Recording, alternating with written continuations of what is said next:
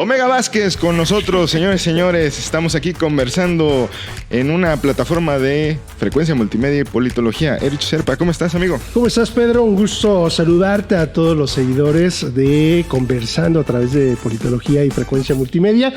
Pues póngase en contacto con nosotros. Gracias para las personas que se han comunicado, que han dejado por ahí la opinión y que de eso se trata, ¿no? De las personalidades que nos han acompañado. Siempre dan mucho de qué hablar. Es correcto, Erich. Y pues vamos a platicar de lleno ya con nuestra invitada, Omega Vázquez. ¿Cómo estás? Muy bien, muchas gracias. Gracias por invitarme. Me encanta el nombre del podcast porque me da esta sensación de un faro de profesionalismo y preparación, ¿no? Porque ya es politólogo, no estamos hablando de comentócratas, estamos hablando de que haya un amor por el estudio de las bellas artes de la política. Es correcto, hacemos lo posible. De hecho, pues tratamos de darlo el enfoque desde la comunicación, que tú también sabes de eso, y que bueno, al final del día tú podrás estudiar lo que sea en el fondo, pero si las cosas salen distintas o no salen, pues ya estamos hablando de otra cosa, ¿no? Los resultados no son lo mismo, entonces pues no está funcionando ahí el estudio de la política. Omega, platícanos un poquito, eres de profesión periodista. ¿Cómo decidiste hacer eso? Bueno, muy a pesar de mis padres, muy a pesar de mi mamá. Saludos. Saludos, mamá. No, la verdad, sí le dio gusto. Porque de otra forma iba a ser aeromoza.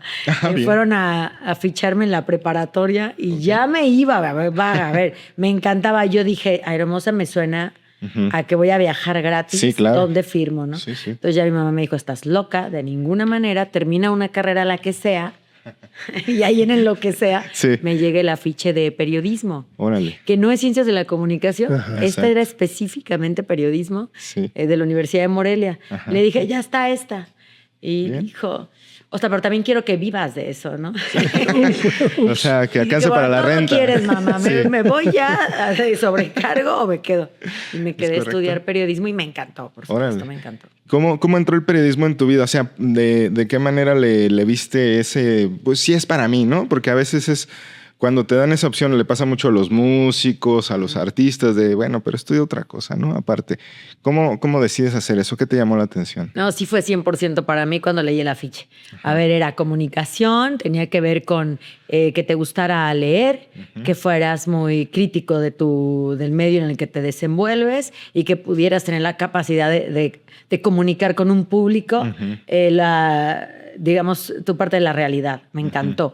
Otra, yo desde los 8 o 9 años hacía radionovelas en mi cuarto. ¿En serio? Entonces ya estaba loquillas de chica. O sea, mi juego con mis primitos era ponerlos a... Tú le gritas y yo hago el efecto y hacía... Bueno, ahora sé que son guiones, ¿no? Sí. Pero escribía las historias y borraba los cassettes de mi mamá porque las grabadoras de antes tú le ponías play record. Se borraba la cinta. Bueno, le ponías un algodoncito. Era toda una maravilla para mí jugar a eso. Y entonces cuando iban mis primos a la casa los ponía a actuar y hacía radionovelas o hacía monólogos. Entonces me hacía mucho sentido estudiar algo de eso.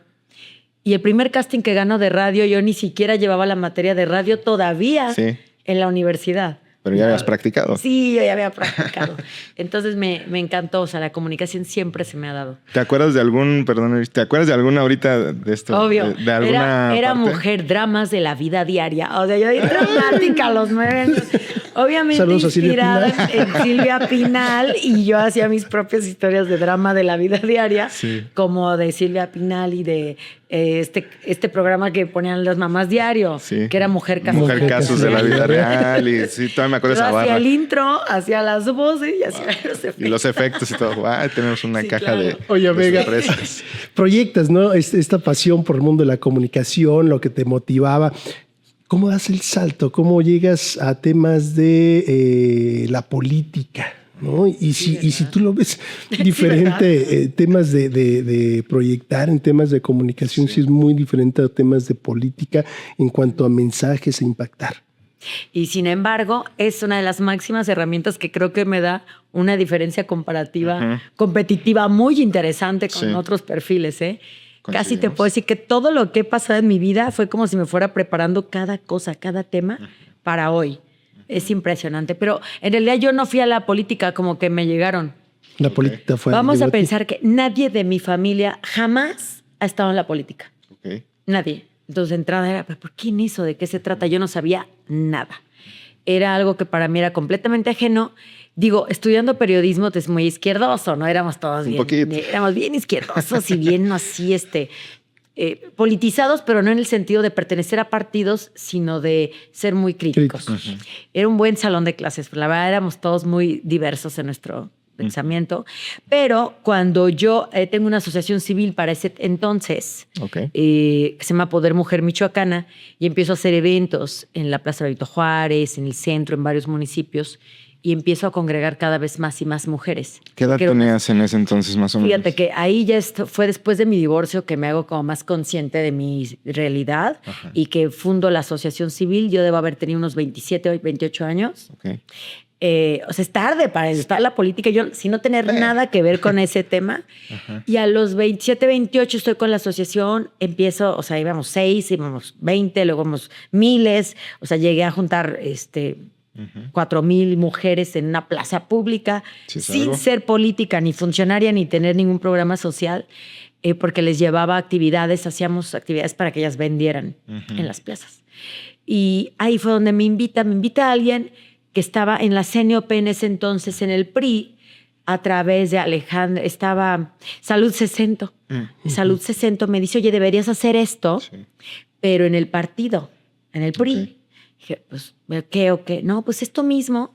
Ahora se va a abrir CNOP Mujeres. Yo, ¿qué CNOP? Y entonces ya me invitan y me dicen, pues que voy a hacer lo mismo que hacía, pero con más mujeres en toda la ciudad.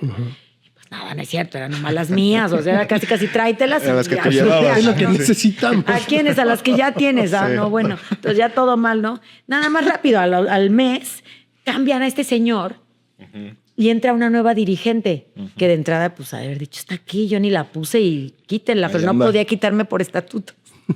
Así que lo que hacen es que viene la campaña estatal y me suben de municipal a estatal. Okay. O sea que en menos de 2 meses y de no saber nada en política, yo era dirigente de las mujeres de la CNOP estatal. Tras. ¿Qué demonios era? Sabe. Es lo mismo. ¿A cuántas crees que puedas contar? Entonces, bueno, no me daba ningún apoyo, por supuesto. Nada. O sea, solo era chamba. ¿Y cómo le hacías? Y eventos. Salía de los pues como le hacía con la asociación, como siempre la fundé yo, pues no me parecía tan extraño. Qué mal no me parecía tan grave que todo ese trabajo yo lo tuviera que hacer. Y fue mi primer campaña estatal para gobernador. Con la campaña, era la campaña sin candidato. Porque no me querían ver muy cercano del candidato, porque ya luego entendí que esos son los que obtienen los puestos.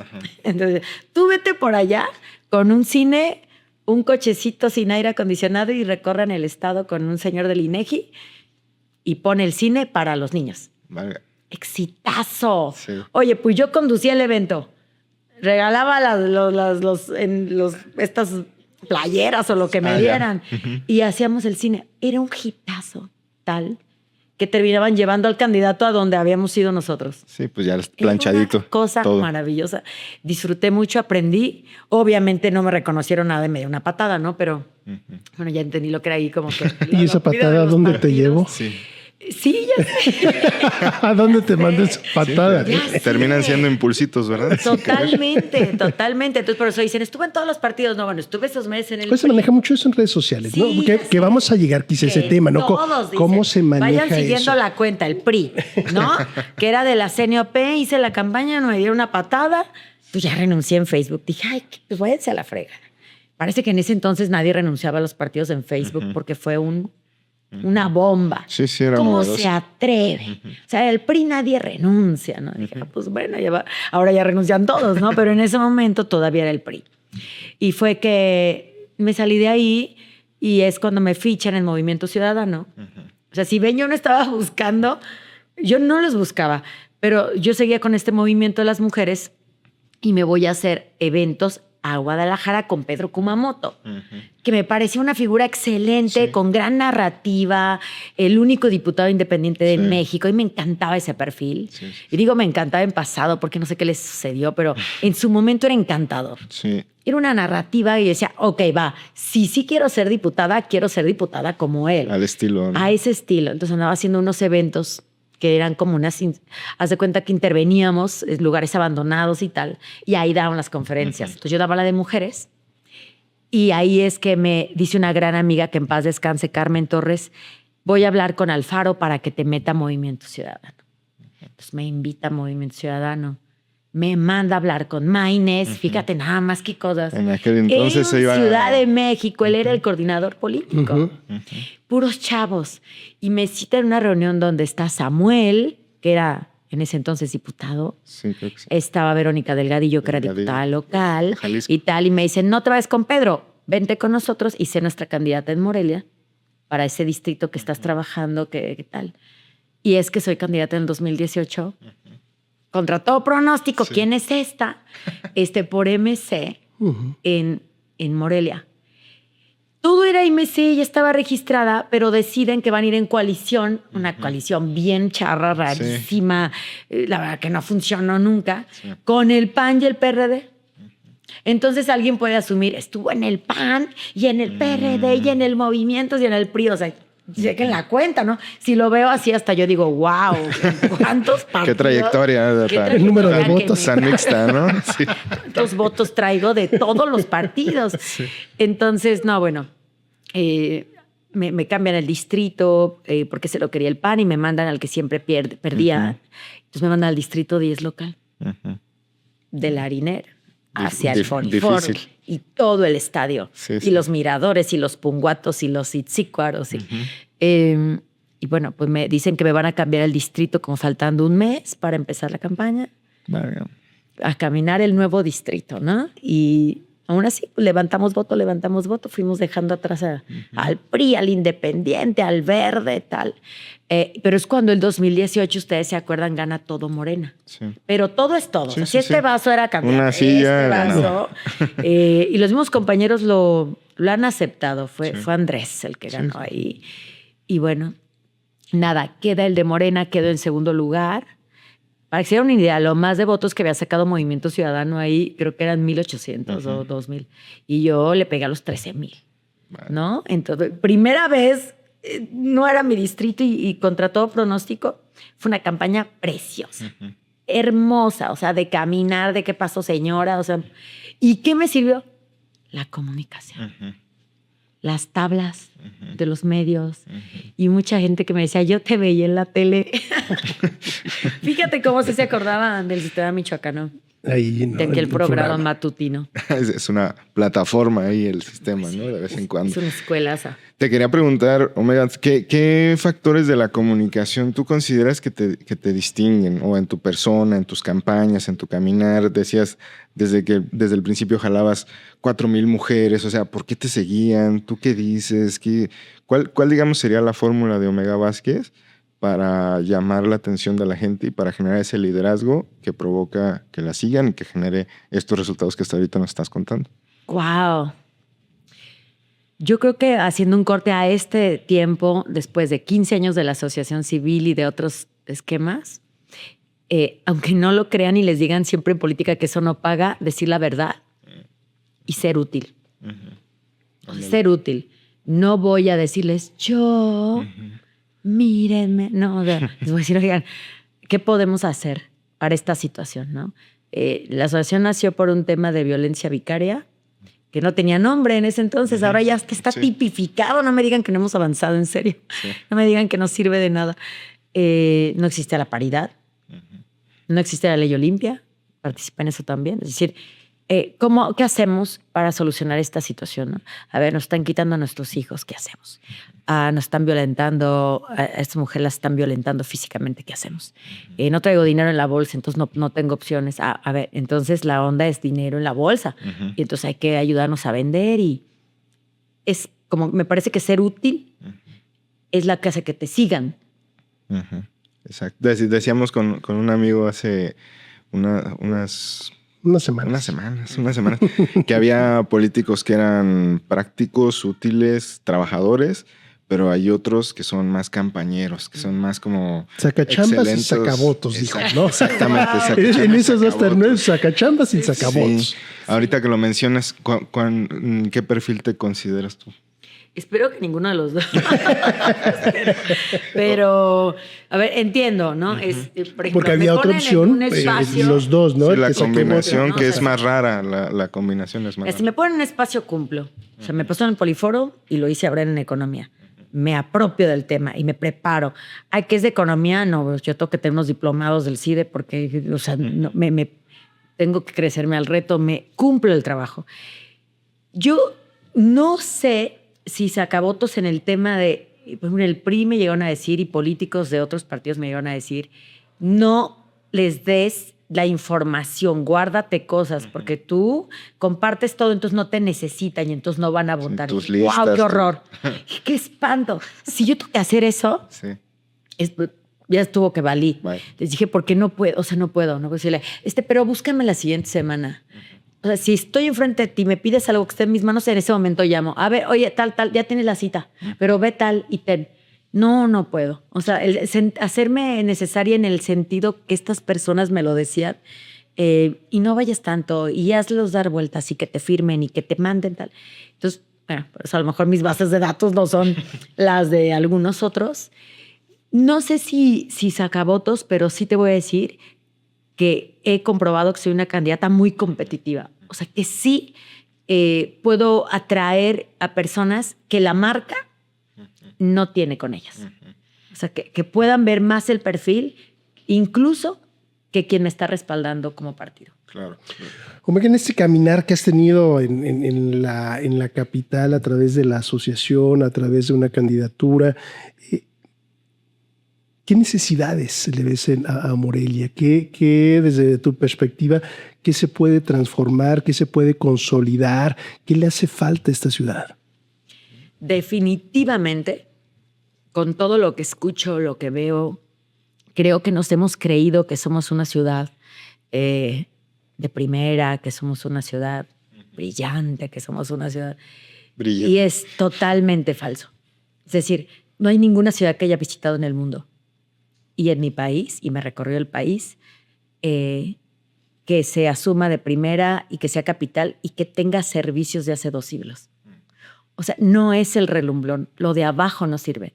Está mal planeada, creció desorganizadamente, lo cual genera que muchas colonias no tengan agua diario, que los servicios sean el mismo camioncito de cuando eras niño. Sí. Es el mismo camión, es decir, se han tomado decisiones más políticas que eficientes. Y eso ha ido dejando en la orilla a un montón de personas. Déjate tú de si iluminan o no la catedral. No tengo agua, no hay luz en mi calle y está sucio y está mal el camino, ¿no? Entonces, lo que siempre me dicen, y creo que tienen toda la razón en estar muy molestas, es sentimos que a nosotros no nos escucha nadie.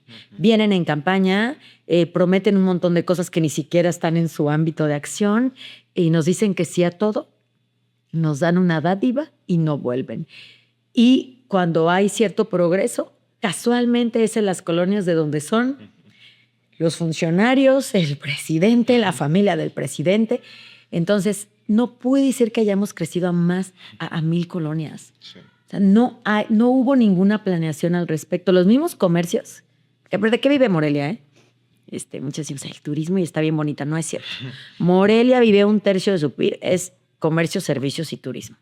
Comercio, servicios y turismo que están en la informalidad.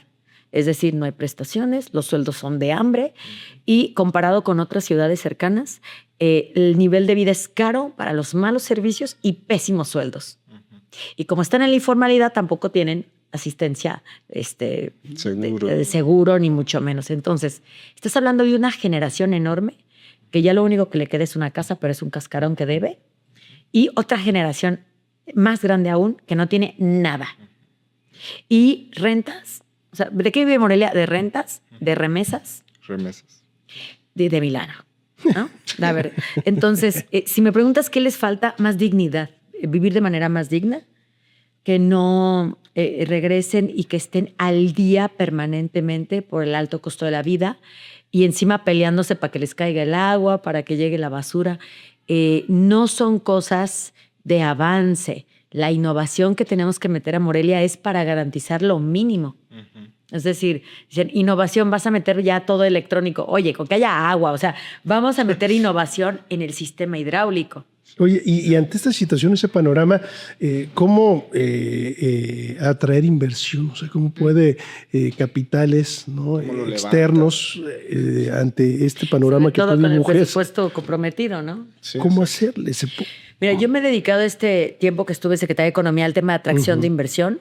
Han visto que he ido a varios países, por ejemplo, de Singapur me ofrecen cooperación internacional para hacer un análisis completo del tema del agua y ayudarnos a encontrar soluciones sin ningún costo. Más los especialistas de Ciudad de México, cuando Marcelo fue secretario, que también estarían interviniendo en hacer un gran plan de desarrollo. Pero, a ver, recursos. Sí tuve varias cartas de intención en todo el estado para ubicarse en Michoacán y que, por alguna razón, cada vez que ya viene la inversión nos pasa algo como lo del 2 de noviembre, nos pasa alguna otra nota que se internacionaliza de lo mal que está la seguridad. La verdad es que Michoacán no es el estado más inseguro del país, pero sí es el más promocionado. Sí, o sea, sí es más famoso. Sí es el más famoso, entonces es difícil traer, pero no imposible. Hoy estaba cerrando en la mañana una inversión muy importante de varios millones de pesos de una empresa mexicana que ya está puesta aquí en Morelia y que le va a apostar para hacer toda una planta nueva que va a generar alrededor de unos 200 empleos. ¿Qué necesitaban? Certeza, que los atiendas directamente, que les des incentivos fiscales reales, que hoy en Michoacán les damos hasta el 100% de incentivo fiscal. Wow. Es decir, te regresamos al 100% los impuestos federales. Que pues el ISR es el Está más caro. increíble. ¿A qué voy? Hay que poner las condiciones, Sí. certeza y tener visión. Tú no puedes atraer inversión si tu ley orgánica municipal está patas arriba y ni siquiera tiene previsto qué incentivos le vas a dar a la gente que está invirtiendo. Sí, ¿no? claro. Si tú vas a pedir un permiso para un evento y te dicen, hay 2 ayuntamientos, ¿quieres ir por este o quieres ir por este? Porque te van a pedir los dos. No puede ser. O sea, nadie puede crecer en estos términos, ¿no? Sí. Entonces, poco se habla de eso en Morelia, pero existe un doble gobierno que cohíbe la inversión, que no permite que alguien, por más que tenga el capital, decida, me lo pongo en Querétaro o lo pongo en Morelia. Y nos ganan una y otra. Entonces, sí es posible, se los digo porque lo hemos logrado en este año y medio que estuve en economía, nada más, y tenemos muchos interesados en invertir, pero las reglas deben ser claras. No puede haber obstáculos en el mismo gobierno estatal y municipal y que les demos condiciones de certeza para que vengan. Elevar los sueldos tampoco debe ser nada más una... A lo loco tampoco. Sí, no, y tampoco puede ser dejárselos que solamente los empresarios decidan. Es decir, a ver, empresario, yo te doy estas facilidades y te doy todo esto, mira, la alfombra roja de inversión. Sí. Pero lo que te voy a pedir es que generes empleo de mínimo en este rango. Sí. Para que y controlar el tema de rentas, que en Morelia queremos vivir de nuestras rentas, ¿no? Todo el mundo. Son rentas muy altas, con condiciones muy complicadas. Entonces, sí se tiene que regular. A veces a la gente le da miedo de que digas que vas a poner orden, pero es que sin orden no hay nada. No hay progreso, no hay estructura, se nos va todo. Yo recuerdo, Omega, Erich, hace unos años, cuando todavía teníamos puestos ambulantes ahí en la plaza de San Francisco y en la Madero, sonaba Morelia como un lugar de inversión, como un lugar que tenía mucho futuro. Estaba dentro de eso, dentro de esa bolsa Querétaro, estaba Guanajuato, estaban otras ciudades. Feas, ¿no? Exactamente. Celaya, no tenían nada que hacer contra un Morelia y míralas. Exacto, y nos pasaron por la derecha, por la izquierda, por arriba, por abajo, por todos lados. Y es, pues yo lo recuerdo con cierta melancolía, pero también con cierto, pues ahora sí como desesperanza de decir qué mal, o sea, pudimos haber estado muy bien. Y hay una zona económica que han estado denominando, saludos a la guacamaya del vecino. Juraba que era un gato. Es una cambio. Está hablando a su dueño. Es el diamante de México, ¿no? Que le conocen, el famosísimo. Pero Morelia, por más que tiene una gran ubicación, es lo que tú dices, la infraestructura, la poca inversión, los pocos incentivos, pero también la inseguridad, ¿no? Entonces, ahí ¿cómo le hacemos? Porque te iba a preguntar en los incentivos, en los temas, si yo, por ejemplo, quiero abrir un restaurante quiero vender huevito con chilaquiles, un espacio así, a lo mejor hay muchos lugares donde me puedo acercar y que tú conoces, que a lo mejor ahorita nos platicas. Pero luego, como dices, hay 2 ayuntamientos, hay doble impuesto, uno por las buenas, otro por las no tan buenas. Ahí, ¿cómo le hacemos? ¿Cómo le podríamos hacer en Morelia? O sea, ¿cuál podría ser la ruta para mejorar estas condiciones, Omega? Y afortunadamente no tenemos ni que inventar el hilo negro. O sea, tenemos varios ejemplos extraordinarios de ciudades que han crecido. Digo, por supuesto, aquí en México, porque los hay. Bueno, Querétaro es un ejemplo, pero también de otros lugares del mundo donde hemos estado, que vemos ciudades que pudieron crecer, o sea, pasar de la noche al día, ¿no? El mismo Ciudad de México. Tú recordarás cuando Marcelo llegó a tomar la jefatura de gobierno desde antes, desde Andrés, era la ciudad más insegura del mundo. Tú decías, vas a ir al DF, sí. No manches. O sea, era, muchos migraron a Morelia en ese tiempo. Exacto. Y después del sismo. Sí. Cómo pasaron en muy pocos años a ser la ciudad más segura de América Latina, con el tema de las cámaras, con el tema de la inversión. Renovaron toda un área de la Ciudad de México para los negocios. Es decir, hay fórmulas comprobadas que sirven para poder recuperar las ciudades y hacerlas más ricas, pero que sea una prosperidad compartida. Es decir, que crezca parejo, que no nada más crezcan 2 o 3 empresarios, sino que realmente sea repartido. Tiene que ver con orden. Siempre. Porque si nosotros estamos diciéndole, te doy estos incentivos federales, vente a instalar a Morelia, y a la hora que llegan aquí, todas las condiciones, el exceso de trámites, el exceso de... oye, no puede ser que nuestro tiempo de espera para tener un negocio formal en Morelia pueda llegar a ser de 6 meses, 1 año. Sí. En un mes ya te lo pusieron en otro lado, ¿sabes qué? Me voy, muchas gracias, ya no lo quiero, ¿no? Totalmente. Te regresan, te rebotan, los trámites son excesivos. Yo desde que me acuerdo están hablando de la mejora regulatoria. Y la mejora regulatoria sigue incluyendo papel y trámites. ¿Por qué? Porque, insisto, se han tomado decisiones políticas no eficientes. ¿Cómo voy a correr al que saca la copia? Sí. ¿Y cómo le voy a quitar a este grupo el negocio de la copia, el sello y la certificación del acta de nacimiento? Pues ponlos en otro lado. No más por favor, de entrada, tú lo dijiste hace un momento, ¿cómo hacerle con un presupuesto que está ya más del 80% comprometido solo a nómina y a lo básico? Entonces, te queda para operar una cosa de nada. Tú no puedes operar solo con eso. Tienes que ser un gran gestor para poder traer otros recursos a la ciudad y que se note, que haya más de dónde echar mano. Pero ningún peso más te va a servir si tú sigues teniendo una nómina completamente excesiva basada en favores, basada en amiguismos y en, bueno, pues ni modo que se van a enojar conmigo, ¿no? Sí. Y si les cambio el camión ese por un camión eléctrico de primera, se van a enojar conmigo. Y entonces ya los votos. No podemos ir en función de eso. La ciudad no puede ya seguir funcionando en esa inercia.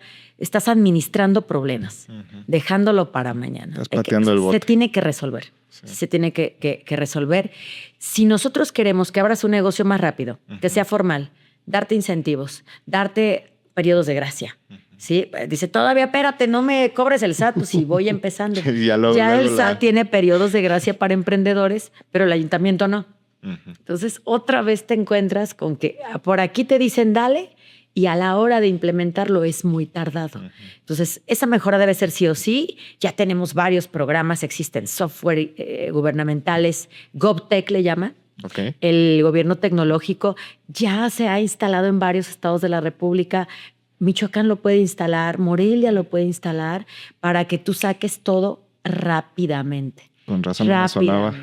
¿Mande? Con razón no me sonaba eso. No, bueno, sí. Tienes hablar de sí o sí. O sea, no pueden crecer los negocios que tienes ahora. Si tienes un 70% de informalidad en ciertos rubros, pues no vas a crecer. No vas a crecer, no eres competitivo, les quieres prestar.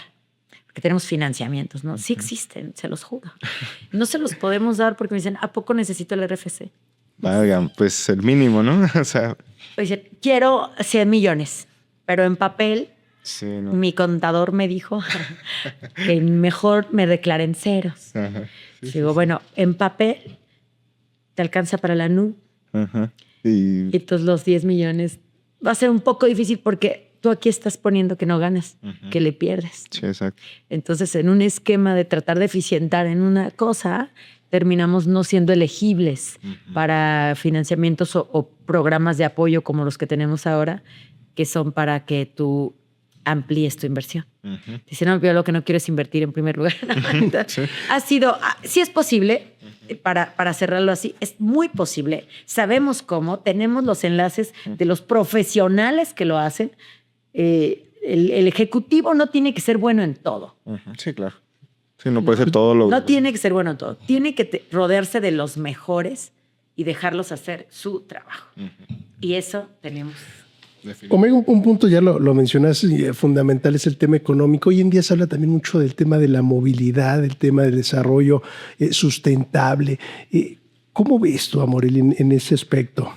Mal, perdónenme. Yo no quiero ser pesimista. Al contrario, soy tan optimista que creo que ya van a dar oportunidad a un buen proyecto de llegar. Que ya no estorbe la política para un buen proyecto administrativo. Estamos mal también. Como ya te decía, el tema del agua ha sido un problema que se ha arrastrado y que se ha empeorado. Tenemos un montón de fugas. No puede ser una ciudad sustentable cuando tienes un montón de fugas. Y en temas de movilidad, estos mismos temas arruinan las carreteras. Entonces, una mala planeación, desde qué árboles pusieron en los 80s, que levantaron todas las... ¿Para qué la planeación? Qué importante es. Hasta no resolver temas de agua que también están minando, filtrando y que se están hundiendo ciertas partes de la ciudad. Tú decides invertirle a las carreteras. Entonces hago bacheo. Pues bacheo es como ponerle, hacerle sana, ¿no? A una fractura expuesta. Un curita. No tenemos, no se puede... Está increíble el plan de movilidad en el sentido de traer modelos innovadores de movernos en Morelia, pero para que esos medios innovadores de movernos en Morelia funcionen, tus calles deben estar adecuadas para este nuevo esquema. Para ese nuevo esquema. Y eso implica todo. Las direcciones de las calles, los temas de los semáforos, la cultura vial. Ya lo vimos. Hicieron el puente nuevo y ya encontraron la forma de volver a hacer... De usarlo mal. Sí. Es un tema de cultura. A ver, cuando éramos niños, el 1 y 1 no existía. ¿Se pudo o no se pudo? Sí, claro. Y se educar. O sea, tú pon, comunicación. En Singapur hicieron 5,000 pesos al que tire basura y yo te garantizo que después del primero que tiró basura y le cobraron... Y que sí le pasó algo. Nadie lo volvió a hacer. Sí, o sea, lo hacen porque pueden. Claro. Entonces, la movilidad no solamente está en los camiones, está en la cultura. Y a mí me parece que lo que ha faltado es un gran sistema cultural que acompañe esa inversión para que no se quede en un fondo perdido y que la gente después tenga, o los mismos transportistas que no lo querían digan, ven, les dije, ¿no? Que no funcionaba y mejor nos quedamos con nuestro modelo del camión sin asientos, que casi te bajas como los picapiedra, ¿no? Echando humo. Con hoyo, echando humo. Entonces, para poder hablar de sustentabilidad, el mundo nos lo pide porque ya los grandes programas de sustentabilidad global te pide que sea medible. Porque no nos gusta que nos digan. Pero a ver, si no lo mides, no es cierto, no existió, no impactaste. Que sea medible, comprobable, que sea escalable, que tenga la trazabilidad, que de preferencia sea con empresas mexicanas, en el caso de México, nacionales. Y nosotros no estamos cumpliendo con todo eso. Entonces, sustentabilidad para Morelia, sí. Yo pensaría, como en el caso de Singapur o de algunas otras ciudades que eran muy contaminadas, que estaba terriblemente, con casos más graves que nosotros, en Ciudad Jardín. Morelia es candidata para convertirse en una ciudad jardín, tomando en cuenta que pasan 2 ríos por los que cruzan y atraviesan precisamente la ciudad en un saneamiento, en una nueva infraestructura hidráulica o hídrica y un modelo que puedas medir y escalar. O sea, a lo mejor instalas la primera parte en estos primeros 2 o 3 años, pero que sea escalable y que sea obligado. Entonces, pues para realmente hablar de sustentabilidad, porque aparte del crecimiento de las colonias en las periferias está otra vez tan mal planeado que no tienen agua ni servicios, pero que se están convirtiendo en tiraderos, hasta de casas. No sé si saben que el nivel de abandono de casas que tenemos en Morelia es el mismo, porque se dieron muchos permisos inmobiliarios. para generar vivienda de interés social que nadie quiso o que no pudieron pagar. Total que están abandonadas. Entonces ahí tenemos un montón de espacios que puede aprovechar la delincuencia para instalarse, que lo hace. Ay, Morelia la Bella, con tantas cosas tan bonitas y con tan bella. tantas Pero a ver, oportunidades. Lo más bonito que presumimos de Morelia ya estaba hace 200 años. No nos da pena. No es como mucho mérito de nosotros, ¿verdad? Exacto. A ver, no nos da vergüenza. 300. O sea, lo más bonito que presumimos de Morelia, ¿qué es? Ya estaba hace 300 años. Sí. ¿Qué hemos aportado? Tantos gobiernos han ido y venido de todos los colores. ¿Qué vamos a decirle a nuestros nietos? Morelia sigue siendo bella, pues, pero funcional, pero segura, ¿no? O nos vamos a quedar en la bonita. Les digo, yo es la prima bonita que se quedó en bonita porque nuestras primas otras, estas que no tenían mucho potencial, ya están, nos rebasan. Ya crecieron. Ya están en otra cosa. Oye, ahora que estuviste viendo los temas de economía como coordinadora, pues obviamente esto te abrió, me imagino, el panorama. Sí. Cuéntanos un poquito de eso y además yo quiero que animes un poquito a la gente a que, bueno, hay una cosa con el emprendedurismo que muchas veces se volvió la alternativa a no tener las condiciones de empleos, o sea, empleos mal pagados o escasez de empleos, pues empréndele. Bueno, pues dame las herramientas, ¿no? Pero muchas veces no hacemos lo posible por enterarnos. Entonces yo quiero que nos animes un poquito, como supongamos que Erich quiere abrir un restaurante de desayunos o de en la mañana, o tú cómo le harías, cómo empezarías, qué consejo nos podrías dar. Ay, por supuesto que sí. Bueno, sin caer en el echaleganismo, porque me parece que este tema del emprendedor es un poco cruel. Es un poco cruel porque te dice, bueno, si no te gusta tu trabajo y te la pasas muy mal y te dan muchas órdenes y te pagan poco, pues sé tu propio jefe. Y en esa narrativa de ser tu propio jefe cabe todo y nada. Y terminas siendo tu propio esclavo o un autoempleado muy mal pagado. En Morelia, en Michoacán, hasta un 90% de las empresas son familiares. Entonces así es como empezamos. Empezamos desde nuestra propia necesidad, ¿no? Entonces, cuando te haces emprendedor por necesidad, tienes prisa. Y como los sistemas son muy lentos, pues a veces lo haces al ahí se va, como con lo que tienes. Decirles esto, si hay herramientas, o sea, permítanos acompañarles en ese proceso, porque si lo hacen solo, su curva de aprendizaje puede ser incluso fatal, que te rajes y digas, no, bueno, a ver cuándo se me volvió a ocurrir, salirme de la seguridad de al menos un sueldo e irme a esclavizarme por una idea. La motivación del emprendimiento es importante. Necesitamos saber desde dónde viene tu idea. Porque si es una idea que genera la solución a un problema que tienes identificado, tienes alta probabilidad. Pero si tu motivación es al vecino le fue re bien y yo quiero poner lo mismo, o como que para que sepa mi ex esposa que no soy bueno para nada. Entonces, hay motivaciones. Analizamos eso y vemos tu proyecto. Sí. Pero además, Secretaría de Economía Federal tiene muchas herramientas, tanto de capacitación y acompañamiento como de data. Hacemos data permanentemente. Sí. Entonces tú ya no vas yo creo que va a funcionar. Te decimos, a ver, ¿a qué público vas? Mira, este es el mapa. Así está. Así está distribuido. Estos son los datos que tenemos. Estos son más o menos los precios que hemos visto en este tema y que toda esa data les pueda servir para tomar decisiones más inteligentes a la hora de emprender. Y después los cursos. Tenemos un simulador de negocios que está genial, es muy, muy práctico. Lo acabamos de llevar a la Universidad Michoacana y lo llevamos a diferentes lugares porque incluso mujeres que ya tienen emprendimientos y gente que ya tiene negocios de años dicen, a ver, yo esto no lo sabía hacer. Y es gratuito. Totalmente. Ahorita tenemos uno nuevo de inteligencia artificial que va certificado. Padrísimo. Entonces te dan tu documento, todo es en línea y es gratuito. El taller sí puede ser presencial si se junta un número de personas. Hasta los llevamos a colonias, a donde sea necesario, el ABC de cómo emprender. Y ya les empezamos por esta parte. ¿Cuál es tu motivación? Sí. No, pues yo la verdad sí quiero un negocio porque yo identifiqué que nadie le da de comer a los deportistas. Y yo quiero tener una oferta con proteína y tal, y soy buenísimo. Ahora, perfecto. ¿Cómo lo haces formal? Ya que tienes el proyecto que es viable, un modelo de negocio real, entonces ya te orientan para cuáles son los trámites que tienes que tener, ¿no? Que no le tengan miedo a la RFC. Estar en Hacienda no significa que mañana te caiga una auditoría. No. Créanme que con 5,000 al mes no te va a llegar. Tú tranquilo. Hoy tenemos este esquema para emprendimientos o inversiones nuevas. Por ejemplo, el sistema, el sector primario, que tiene que ver con frutas, verduras, el agro, paga el 1%. de impuesto.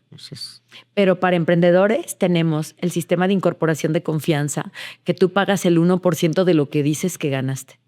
Es decir, tú dices, yo vendí 20,000 este mes, pero la neta, entre gasolina y insumos, todo, pues gané 8. El 1% de ese 8 vas a pagar. Es del reciclo, ¿no? Sí, el de incorporación de confianza, exactamente. Entonces muchos lo conocían antes y decían, sí, que pagabas un ticket. Ya no es así. Hoy tú en tu teléfono inteligente le pones SAT y tú dices, yo vendí tanto, pero gané tanto y aquí está mi 8 pesos. Bien. ¿Dónde podemos ver los cursos y eso? ¿En qué Totalmente. parte? En Secretaría de Economía, en la página oficial de Economía, o contáctenme. Digo, ya no cobro en la Secretaría de Economía, pero sigo haciendo la chamba. O sea, por supuesto que no. Pueden seguir pidiendo. No los ve, pueden seguir pidiendo todos los consejos del mundo. Y ya los dirijo con la oficina que está ahí en Camelinas para que les den una cita. Y entonces, desde registro de marca, patentes, hasta estos cursos y todo que está en la página, ellos te dicen cómo registrarte, cualquier duda que tengan. Bien. Oye, Mega, lo decíamos, ¿no? Ya vamos cerrando, hablamos también de economía, de política. Se nos está yendo bien rápido. Se va rápido, ¿no? De estas primas que se quedaron atrás. El tema de las redes sociales, vemos que das respuesta, ¿no? Te involucras, estás a favor de la inteligencia artificial, ¿no lo estás? Platícanos un poquito esos temas también ya un poquito a lo personal, ¿no? Tus gustos, qué te gusta hacer en esos tiempos libres. ¿Cuáles? Si los hay, ¿no? Pero, ¿Tiempos qué? ¿A favor o en contra de la inteligencia artificial? Mira, a mí me parece que todas las herramientas bien usadas son extraordinarias. Yo solamente les digo, asegúrense de usar ustedes la inteligencia artificial y no de que la inteligencia artificial los use, ¿no? Asegúrense de no ser el producto. Exacto. Y que no la inteligencia artificial nos haga flojos, ¿no? De pensar. Ha sido extraordinario. Yo la utilizo y de verdad ha sido una herramienta increíble. Cuando aprendes a desarrollar buenos prompts, lo puedes hacer tu mejor aliado en temas extraordinarios. Incluso te da opciones hasta para problemáticas auténticas que tienes en el día a día. En estas sociedades más avanzadas hemos encontrado 2 o 3 cámaras por ciudadano. Saben absolutamente todo, pero es para, ojo, también para alivianar tu vida, ¿no? Que en 8 segundos sepan todo. Genera que haya prevención del delito cibernética y que la gente sepa que no puede hacer cualquier cosa que se le pegue la gana porque hay alguien viendo, ¿no? Y eso inhibe. En México ha sido difícil meterlo porque dicen, me están espiando. ¿Quién te espía? Pues si no estás haciendo nada malo, ¿no? Ni te topo. No te topo. Así el cerebro de arriba ni te topo. Yo estoy a favor cuando se usa como una herramienta para crecer, que por supuesto se puede usar. En mis tiempos libres trato cada minuto es estar con mis hijos, porque ya les he quitado mucho tiempo por andar en esto. O sea, la verdad es que les ha tocado desde muy bebés. Sí. Yo me acuerdo que me los llevaba en el portabebé a radio. En el portabebé, ahí ponía a la chiquilla en su portabebé y yo hacía el programa y ya me iba. Pero te acompañan también, ¿no? Yo los obligo porque quiero que sepan es obligación. cómo es la cosa. Es parte de... Ya el más grande va de gusto. Pero la verdad es que están siempre hay una etapa de sus vidas en las que no quieren saber nada de lo que mamá hace, ¿no? Sí. Ahorita ya el grande ya está de, no, yo quiero saber todo. Y mi hija también ya me acompaña. El chiquito, si puede evitarlo, lo evita, pero también pobre, o sea, le tocó desde los 40 días andar en eventos. Entonces trato de estar con ellos, viajo con ellos, salgo con ellos. Si voy en la noche a algún lugar, voy con ellos, o sea, la pasamos increíble. Porque pues todavía soy mamá joven y ellos están chavos. Es muy divertido. Es muy divertido estar en etapa de mamá con hijos de 20 años y 19. 21 y crecí, me acuerdo toda edad, para redondear. De 21 y 19 años es increíble. Y al chiquitín, que es un tipazo, pues también me lo llevo cuando puedo. Entonces mi tiempo libre es para ellos, para ver películas, para sentarnos a discutir, a hablar de algo. Pero sí me gusta estar actualizada en las herramientas porque somos la generación que nos tocó todo. El muy análogo, el crecimiento, o sea, todo nos tocó, ¿no? El disco, el cassette, el Walkman, la USB y el todo. Y creo que tenemos una responsabilidad hasta generacional por ser una conexión entre no ser dependientes absolutos de lo que hay porque todavía nos acordamos de cuando no existía, Sí. pero también aprender y apropiarnos de estas tecnologías para el bien. Entonces, sí, yo estoy a favor, me encanta, estoy en varios grupos de desarrollo tecnológico. Sí me encantaría traer herramientas muy modernas a la ciudad para resolver temas del día a día. ¿No? Sí me encantaría. Bien, me gusta. Oye, sabemos que andas pues muy ocupada y todo y no te vamos a hacer como la pregunta obvia porque pues a los buenos entendedores, ¿verdad? Pocas palabras. Pero sí todavía hay buenos entendedores. Tenemos fe. Es la idea, claro, ¿no? Que fomentemos esa parte. Y te queremos hacer una pregunta que tiene que ver con ya fantasear un poquito con las posibilidades de si tú tuvieras la posibilidad de establecer un decreto tipo presidencial que pueda ser tanto para México o para Morelia o para alguna situación que tú digas, esto va a pasar, no ocupo juntar ni poner de acuerdo diputados ni nada, o sea, esto va a suceder por mis calzones. ¿Qué sería Qué magia. en tu mente? ¿Cuál sería un decreto que a ti te gustaría que pasara? En mi pensamiento de niña, cuando decía solo impriman más dinero. Exacto. Tengo una maquinita para hacerlo. Sí, solo impriman más dinero porque va a haber pobres. Exacto. En ese pensamiento mágico maravilloso, a mí me encantaría que regresemos al tiempo, a la posibilidad de ser libres para andar la ciudad. ¿Sabes? Que no nos diera miedo que nuestros hijos salgan, que no nos diera miedo estar a tal hora, que no estemos temerosos de a ver si no me llega esta gente o la otra. Sí. A mí me parece que vivir con miedo no es vivir. Entonces, la libertad no la veo yo en términos de ondear una bandera y portar un arma, ¿no? La libertad la veo en el sentido de vivir sin miedo. Entonces, si yo pudiera así erradicar una cosa de golpe, sería justo eso, ¿no? Que aquí nadie va a vivir con miedo. No es con amenazas con las que se va a trabajar, sino con el amor que cada persona le pueda tener al lugar donde vive. O sea, como renacer ese amor que la gente debe tener al lugar que habita, empezando por su mente. El lugar que habitamos primero y el lugar que habitamos físicamente, otra vez tenerle amor, ¿no? Como respeto. Como no, aquí no. Aquí no se mete nadie con nadie. Volver un poco a eso, a ese ideal, ¿no? De convivencia y de libertad, pero sin miedo, me encantaría. Que pudiera decir, a partir de ahora, ya vivimos libres. Todos vamos a poder tener las puertas de las casas abiertas como antes, sí, porque ¿no? nadie puede robar. Exacto. ¿Ves a una sociedad participativa, diferente, activa, que exija, que conozca a los funcionarios, que les exija, que les pida rendición de cuentas?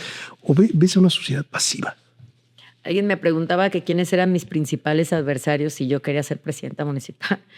Y pensaba que les iba a dar nombres. Dije, no, mis principales adversarios son la apatía y el desencanto, el enojo social. Porque no ha sido gratuito. Digo, entiendo la razón de por qué estamos tan apáticos y tan molestos con todo, pero creo que escogimos el camino equivocado. O sea, es decir, entonces ya no participo, que se vayan al diablo y me quejo en redes y ya con eso lo logré. Pues no logras absolutamente nada. Entonces, en algunos esquemas encuentro cada vez más gente como que con hambre de participar y de opinar y de decir o de repensar qué podemos hacer juntos. Y a esos me aferro con toda mi alma. Me aferro a esos grupos. Creo que desde ahí se puede ir irradiando una nueva fiebre de participación. He notado un poco esta fiebre con el tema del sombrero, ¿no? Uh-huh. Pero otra vez, la siento motivada desde el enojo. Uh-huh. Y eso ya lo vivimos también con otros movimientos que luego se convirtieron en partidos. Sí es muy importante desde dónde nace. Hoy que estoy en Morena, yo no puedo no notar que algo que nació con fundamentos muy válidos de atraer ese mismo hartazgo social para construir algo nuevo, se sigue quedando en la línea. Seguimos sin dar el otro paso. Seguimos quedando a deber. Entonces, sí veo personas participativas que no están tan interesadas en partidos, sino en ideas, como en aquel entonces que andaba con Pedro, ¿no? Y me pienso aferrar a ellos para ver si logramos contagiar. Omega, ¿cómo te ves tú en este movimiento? ¿Dónde está Omega en Morena? Sí, buena pregunta. Si le preguntas a los morenos tendrán una opinión y si nos preguntas a nosotros otra. Me siento yo un poco, coincide con el tema de Marcelo Ebrard, ¿no? Estamos dentro, somos parte fundamental del movimiento. Estamos en la parte operativa y técnica que lleva a cabo lo que la parte ideológica pone en una nube de pensamiento. O sea, ¿cómo bajas de acá? ¿Cómo bajábamos del pensamiento de Andrés Manuel, que era abstracto y profundamente ideológico, a aterrizarlo un programa de gobierno que funcione como lo hizo Marcelo? Y en esa lógica hay quienes dentro del movimiento piensan que no eres tan de Morena, ¿no? Y no es así. Mira, yo los únicos que he tenido espacios en mi vida públicos han sido con Morena. Ya les conté qué pasó en el PRI, ya les conté el MC, pero espacios públicos que yo he encabezado fue en el Ayuntamiento de Morelia en ese 2019, en el Poliforum y ahora en Secretaría de Economía Federal con la doctora Claudia Sheinbaum. Entonces, por supuesto que estoy en el proyecto. ¿Cómo lo pueden ver ellos tal vez de fuera? A lo mejor quieren más repartir la revista y más chaleco. Yo no lo podía hacer porque era funcionaria pública y tenemos que respetar la línea entre el activismo político y el cargo público. Hoy que renuncié, a partir del 30 de abril que me separé del cargo, ya de manera más abierta, que no sea fin de semana, cualquier día, ya puedes repartir estoy la revista. Con mi chaleco, me estoy yendo. De hecho, estoy repartiendo las credenciales, porque yo llevo unos 7 meses en tareas de afiliación. Entonces, ¿cómo te ha ido? Muy bien. ¿Qué te dice la gente? De todo a veces, ¿no?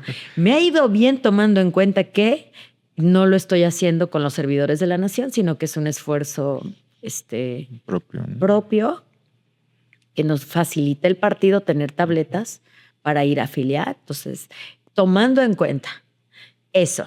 Luego el enojo social, algunas cosas que han pasado, nos ha ido muy bien. Entonces ahora estamos yendo a repartirlas, que terminen su proceso, porque hay una foto que se tiene que tomar y todo. Y es presencia en toda la ciudad y en varios municipios del estado, que siento que de fuera a veces piensan, no, ella no ha caminado, seguramente ella no es de las que no se va a ensuciar los pies. Por favor, tengo 15 años haciendo eso. Solamente no ha sido tan visible porque tenía que cuidar, obviamente, que solamente fuera en horarios que no eran de trabajo. Pero sí, son las formas. Estoy al 100 allí con el chaleco. De hecho, de aquí voy a ir a repartir unas credenciales. Lo sabemos. Que ahí en esa parte que tú mencionas, efectivamente, pues muchas veces tal vez por estar entre la Ciudad de México y el cargo pues que tú tenías, pues se siente a lo mejor tal vez un alejamiento, ¿no? Con toda esta parte. Pero ahora, ¿qué te comentaron tu círculo allegados, familia, amigos, ahora que decides tomarte tu descanso de este cargo? ¿Qué información recibes? ¿Qué te dicen? ¿De la familia? Sí, familia, amigos. Mi familia está muy preocupada. Muy preocupada porque ya saben que cada vez que se va llegando el momento, que empiezo a ganar las encuestas, que empiezo a ser visible, pues sí, hemos padecido una ola de ataques tremendo y pensando pues en varios frentes, porque están los que están ahorita con los de la oposición, más algunos probablemente grupos del mismo partido que también tienen toda la libertad del mundo en decidir levantar la mano y registrarse. Y bueno, sí se preocupan, la verdad. O sea, el día 30 me separé del cargo y el día 1 ya estaba teniendo ataques y yo los entiendo. Ninguna familia está preparada para que su hija sea una figura pública que reciba tanto hate o poco, o la cantidad que sea, para ellos es inaceptable porque dicen, pero si te has partido el alma, como que les molesta. Entonces ya hablé con ellos, nos preparamos, saben que me conocen, no voy a quitar el dedo al renglón. No estoy diciendo que voy a la presidencia municipal para negociar. Es porque tengo un proyecto que quiero implementar ahí. Entonces, o me conocen y saben que digo las cosas, pues ya se están esperando que vaya a haber muchas reacciones. Por otro lado, mi equipo y la gente a la que en todos estos años hemos caminado y hemos ido a las comunidades o a las colonias, contentas. Ya me están escribiendo de, ay, qué buena, tú con todo, mega, y vente, y vamos, y hacemos, y qué hay que hacer. Ha sido padrísimo, muy orgánico. Ya me están ahí diciendo, ¿cuándo vienes? Y muy bonito, muy bonito. Quiero ver si quieres aprovechar para, de una vez, que ya mencionas esos posibles ataques o que ya se están dando, sí, de una vez, para que te sirva el clipcito, de decir de una vez si quieres establecer alguna línea, o desmentir algunas cosas, o que ahorita quieras aprovechar como para que tengas ese material, Omega. Con mucho gusto. Bueno, decirles que no es ninguna improvisación y ningún capricho que esté buscando registrarme para esta gran responsabilidad, es escalar la responsabilidad, el mayor cargo de mi vida, un gran honor además, trabajar para mi ciudad, pero además decirles esto. He estado en la construcción, en el acompañamiento de tantas mujeres a lo largo de mi vida, que sería no solamente incongruente, pero impropio y estéril, no defenderme de ataques injustificados en mi contra. Hoy estuve en la Fiscalía del Estado levantando por daños al honor y la propia imagen contra un personaje que desde el día 1 se ha dedicado a decir cosas que dañan mi prestigio, que tanto trabajo me ha costado construir. Y este es el primero. Ojalá que podamos sentar un precedente para que hoy sepan que a ninguna mujer mexicana puede venir alguien desde la cobardía de su teclado en la computadora y atacar su honor, su prestigio, decir mentiras para quedar bien y ganar unos likes, porque hoy es un delito y es un delito penal. Entonces, voy a hacer esto, pero lo voy a hacer bien. Vamos a sacar un tutorial de cómo otras mujeres pueden también hacer su denuncia, qué pasos tienen que seguir, a dónde tienen que acudir para que ninguna tenga que soportar a alguno que se quiera hacer chistosito a costa de nuestro honor. Eric. Pues ahí está, Omega. Muchísimas gracias por ser parte de Conversando. Ojalá te hayas sentido cómoda. Conocimos un poco más de cómo ves, ¿no?, esta ciudad, de lo que ha sido también tu historia, ¿no?, dentro de este mundo de la política, pero también de esta participación de manera social. ¿Algo más que quisieras compartir con todos nuestros seguidores de Conversando? No, un agradecimiento, la verdad, me encantan estos espacios. Me sentí muy a gusto, como pueden ver. ¿Te tratamos bien o no? Bueno, a mí lo difícil es pararme. Yo me sigo de liso, pero me sentí muy cómoda. Creo que estos espacios son tan valiosos para que podamos expresarnos, para que la gente pueda conocer otra parte de nosotros. Y hace ratito no sé si te contesté, pero lo quiero hacer ahora. Que la gente nos investigue, pero investiguen, tómense el tiempo de saber quién caramba se está ofreciendo para ser mi empleado en el ayuntamiento o en cualquier cargo de elección popular. No se vayan con la finta, investiguenos, revisen todo. Es momento de tomar decisiones no desde el estómago, lo tenemos que hacer desde la inteligencia. Excelente. Omega Vázquez con todos ustedes, amigas y amigos. Pues ya nos vamos conversando de frecuencia multimedia y politología. Erich, amigo. Como siempre, un gusto, Pedro. Vámonos. Vámonos.